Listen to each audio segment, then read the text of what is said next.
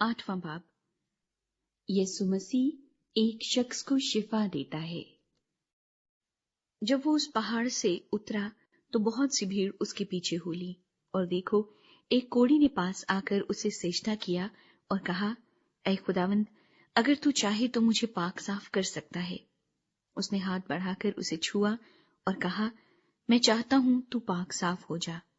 वो फौरन कोढ़ से पाक साफ हो गया। यीशु ने उससे कहा, खबरदार, किसी से न कहना, बल्कि जाकर अपने तईं काहिन को दिखा, और जो नजर मूसा ने मुकर्रर की है उसे गुजरान, ताकि उनके लिए गवाही हो। सूबेदार के नौकर की शिफा। और जब वो कफरनहूम में दाखिल हुआ तो एक सूबेदार उसके पास आया और उसकी मिन्नत करके कहा, ऐ खुदावंद, मेरा खादिम फालिज का मारा घर में पड़ा है और निहायत तकलीफ में है। उसने उससे कहा, मैं आकर उसको शिफा दूंगा। सूबेदार ने जवाब में कहा, ऐ खुदावंद, मैं इस लायक नहीं कि तू मेरी छत के नीचे आए, बल्कि सिर्फ जुबान से कह दे तो मेरा खादिम शिफा पा जाएगा, क्योंकि मैं भी दूसरे के इख्तियार में हूं और सिपाही मेरे मातहत हैं। और जब एक से कहता हूं कि जा तो वो जाता है, और दूसरे से कि आ तो वो आता है, और अपने नौकर से कि ये कर तो वो करता है। यीशु ने ये सुनकर ताज्जुब किया और पीछे आने वालों से कहा, मैं तुमसे सच कहता हूं कि मैंने इस्राएल में भी ऐसा ईमान नहीं पाया। और मैं तुमसे कहता हूं कि वो तेरे पूरब और पश्चिम से आकर अब्राहम और इसहाक और याकूब के साथ आसमान की बादशाही की ज़ियाफत में शरीक होंगे, मगर बादशाही के बेटे बाहर अंधेरे में डाले जाएंगे, वहां रोना और दांत पीसना होगा। और यीशु ने सूबेदार से कहा, जा, जैसा तूने एतकाद किया तेरे लिए वैसा ही हो। और उसी घड़ी खादिम ने शिफा पाई। बहुत से लोगों को शिफा।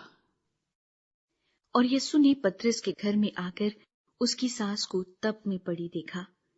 उसने उसका हाथ छुआ और तप उस पर से उतर गई, और वो उठ खड़ी हुई और उसकी खिदमत करने लगी। जब शाम हुई तो उसके पास बहुत से लोगों को लाए जिनमें बदरूही थी। उसने रूहों को जबान ही से कहकर निकाल दिया और सब बीमारों को अच्छा कर दिया, ताकि जो यसाया नबी की मार्फत कहा गया था वो पूरा हो कि उसने आप हमारी कमजोरियां ले ली और बीमारियां उठा ली। यीशु मसीह के होने वाले पैरोकार। जब यीशु ने अपने गिर्द बहुत सी भीड़ देखी तो पार चलने का हुक्म दिया, और एक फकीर ने पास आकर उससे कहा, ऐ उस्ताद, जहां कहीं तू जाएगा मैं तेरे पीछे चलूंगा। यीशु ने उससे कहा कि लोमड़ियों के भट्ट होते हैं और हवा के परिंदों के घोंसले, मगर इब्ने आदम के लिए सर धरने की भी जगह नहीं। एक और शागिर्द ने उससे कहा, ऐ खुदावंद, मुझे इजाजत दे कि पहले जाकर अपने बाप को दफन करूं।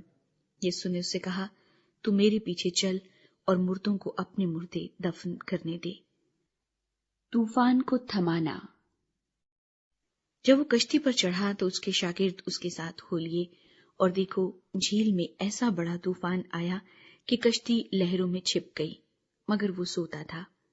उन्होंने पास आकर उसे जगाया और कहा, ऐ खुदावंद, हमें बचा, हम हलाक हुए जाते हैं।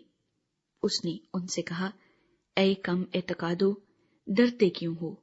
तब उसने उठकर हवा और पानी को डांटा और बड़ा अमन हो गया। और लोग ताज्जुब करके कहने लगे, ये किस तरह का आदमी है कि हवा और पानी भी इसका हुक्म मानते हैं। 2 आसेब ज़दा अशखास को शिफा। जब वो उस पार गदरीनियों के मुल्क में पहुंचा तो 2 आदमी जिनमें बदरूही थी कब्रों से निकलकर उससे मिले। वो ऐसे तुंद मिजाज थे कि कोई उस रास्ते से गुजर नहीं सकता था।